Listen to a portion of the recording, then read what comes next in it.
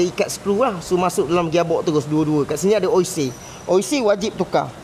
Okey, OC ni kalau anda kata korang dah tukar drive shaft, OC ni biasanya kalau korang dah buka, korang pasang balik, dia takut ke barang kalian masalah bocor.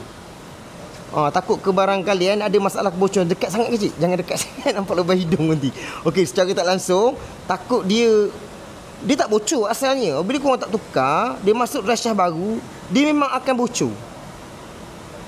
Tak tahu konsep kerja macam mana.